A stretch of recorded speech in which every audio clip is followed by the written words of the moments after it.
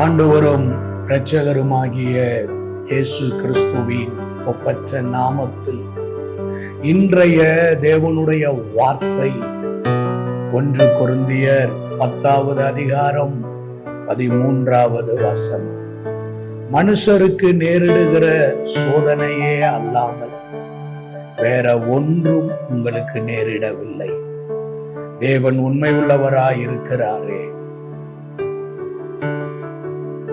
உங்கள் திராணிக்கு மேலாக நீங்கள் சோதிக்கப்படுகிறதற்கு அவர் இடம் கொடாமல் சோதனையை தாங்கத்தக்கதாக சோதனையோடு கூட அதற்கு தப்பித்து கொள்ளும்படியான போக்கையும் உண்டாக்குவார். நம்முடைய வாழ்வில் வருகிற போராட்டங்களில் இருந்து நாம் தப்புவிக்கப்படுகிறதான போக்கு, நாம் தப்புவிக்கப்படுகிறதற்கான வழிகள் தேவனுடைய வசனத்தில் இருக்கிறது. தேவனுடைய வார்த்தை சொல்லுகிறது, மனிதன் அப்பத்தினால் மாத்திரம் அல்ல, தேவனுடைய வாயிலிருந்து புறப்பட்டு வருகிற ஒவ்வொரு வார்த்தையினாலும் பிழைப்பான் என்று.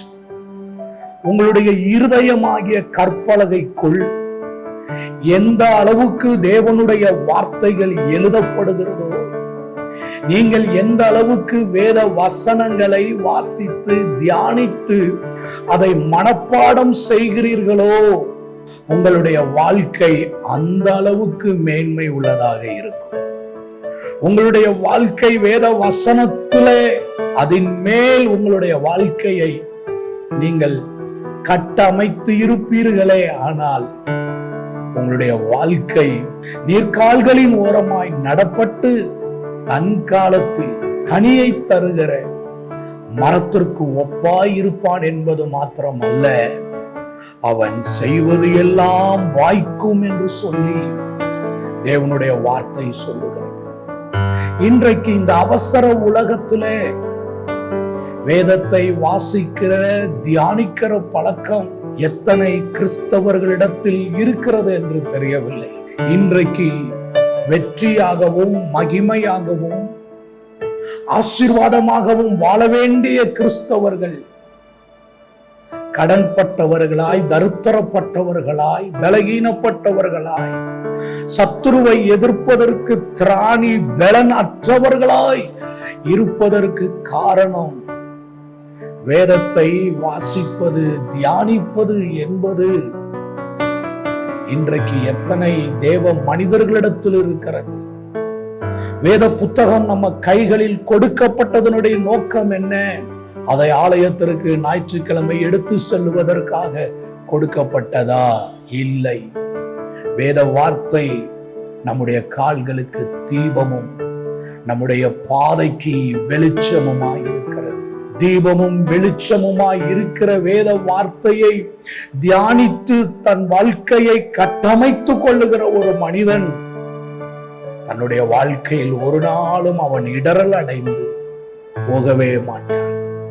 கர்த்தருடைய ஜனமே, உங்கள் வாழ்வில் வருகிற சவால்களை சந்தித்து அவைகளை சாதனையாக்கி ஜெயிப்பதற்கு மிக அருமையாக வேத வார்த்தை நம்முடைய கைகளில் கொடுக்கப்பட்டிருக்கிறது. கொஞ்ச காலங்களுக்கு முன்பாக அநேக கிறிஸ்தவர்களிடத்திலே கேட்கப்பட்ட ஒரு கேள்வி, இன்று நீங்கள் வேதம் வாசித்தீர்களா? இன்றைக்கு வேதத்தை வாசிக்கவும் தியானிக்கவும் உங்களை தேவனிடத்தில் ஒப்பு கொடுப்பீர்களே, ஆனால் உங்கள் வாழ்வில் சத்துரு அப்பொழுது கொண்டு வருகிற தாக்குதல்களில் இருந்து தப்பிக்கிறதற்கான போக்கும் உங்களுக்கு கிடைக்கும். தேவ கரத்திலே இன்றைக்கு நம்மை ஒப்பு கொடுத்து ஜெபிப்போம். அன்பின் நல்ல ஆண்டவரே, நாங்களும் வேதத்தை வாசித்து தியானித்து அதனுடைய மகத்துவங்களை அறிந்து கொண்டு வாழ்வதற்கு எங்களை ஒப்பு கொடுக்கிறோம். எங்களுக்கு உதவி செய்தருளும். இயேசுவின் நாமத்தில் பிதாவே, ஆமென். கர்த்தர் நம்மை ஆசீர்வதிப்பாராக.